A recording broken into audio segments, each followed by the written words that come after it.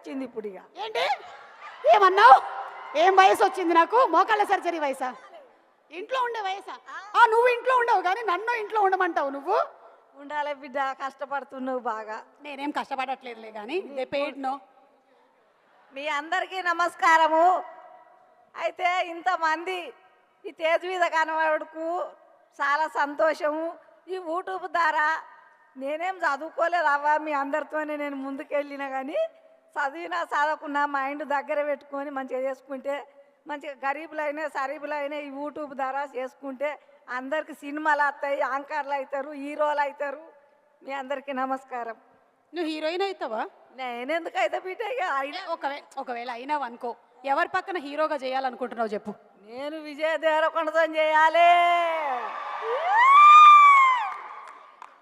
నేను చిరంజీవితో చేసిన పెద్దమ్మతోని